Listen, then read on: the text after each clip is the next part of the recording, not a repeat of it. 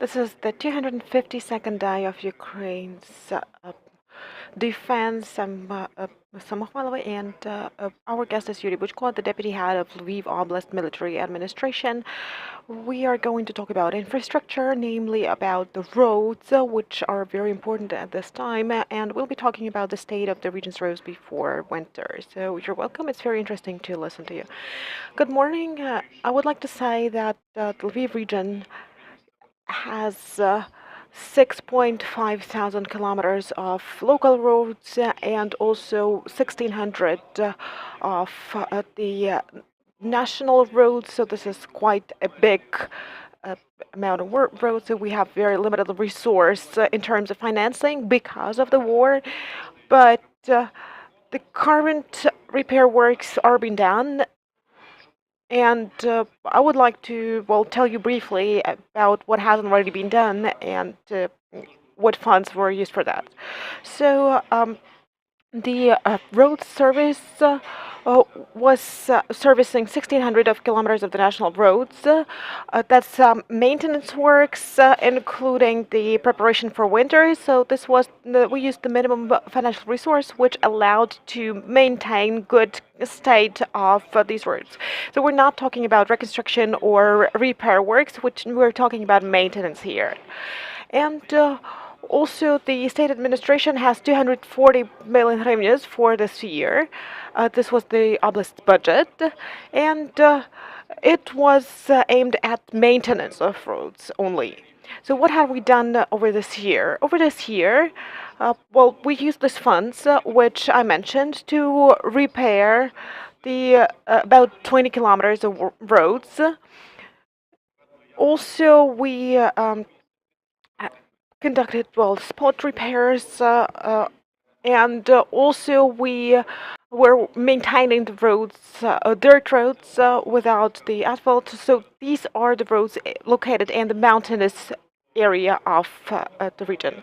So summing up, the repair and maintenance works in Lviv region are finishing for this year because it's already November, but considering the available resources, so we did some repair works on the spots in order to maintain the proper condition of the roads. What concerns the preparation of the roads to winter, the subcontracting companies, the ones which are in charge of maintenance, including Onur, Автомагістраль, Технобудцентр, Roma, and Шляховик companies, they have prepared the roads for winter. They also have the necessary equipment. This is 481 units of the respective equipment which is needed to be ready for the winter, and they are now also procuring and preparing the stocks of mixtures of sand and salt, and at the moment they have about 40% of stocks ready. So if we talk about the tons, so this is 6,000 tons of salt and more than 20,000 cubic meters of sand. So we are ready for winter. Financial resources for maintenance and use during the winter period is available, and I think that by the end of the year we'll be able to do all the proper functions. So we have been reading about the spots for heating.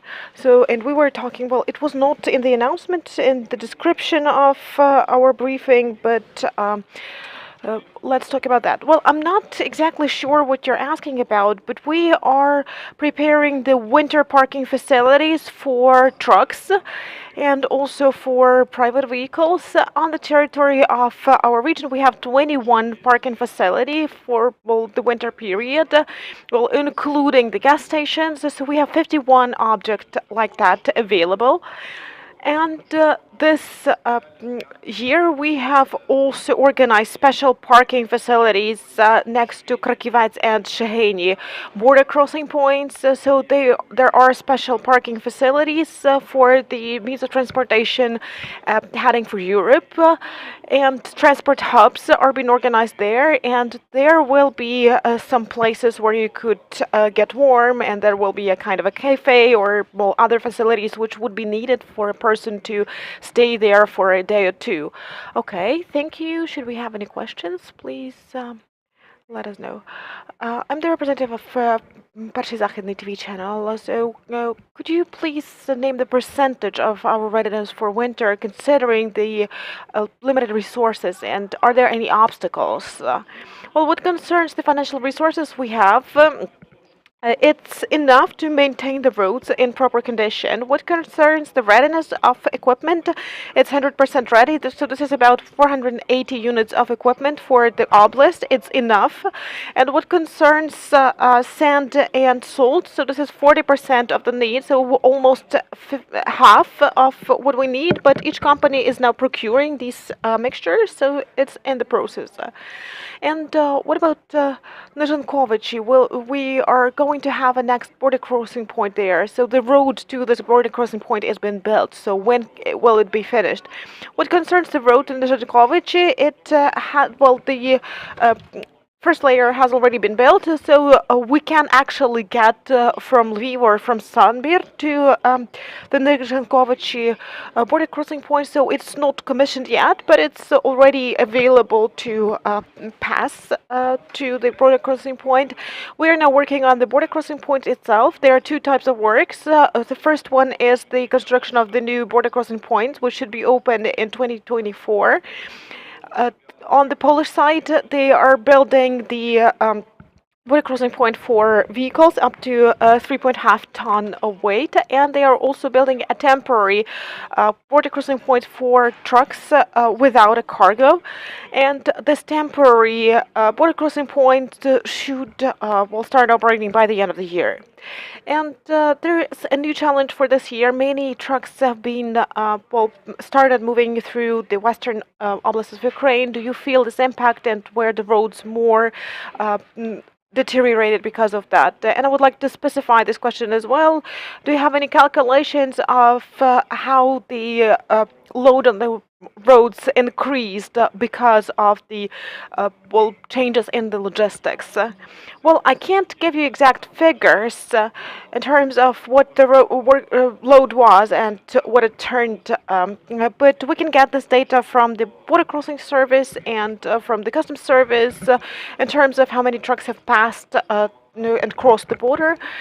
But I should say that yes, the load has been big, and it's getting even bigger, so we can see it in terms of the state of the road, and we can also, especially on the bridges, because a lot of heavy vehicles are moving, and this is connected with the martial law we have. So the bridges and the roads are being ruined because of that. And starting from the spring, we will examine all roads, and we will plan for the repair works for the next year. Not this year. This year we're not going to do anything like that, but next year we will start doing that. So you saw how many vehicles we had standing in lines during the hot periods, and this also impacts the state of the roads. Do we have any other questions? If there are no other questions, then thank you for exhaustive information. This was Yuriy Buchko, the Deputy Head of Lviv Oblast Military Administration. We've been talking about the state of the region's roads and their readiness for winter. Our next briefing will be at 1 p.m. and we'll have the representatives of the Lviv City Council. We'll be talking about the Lviv Art and Wine Festival.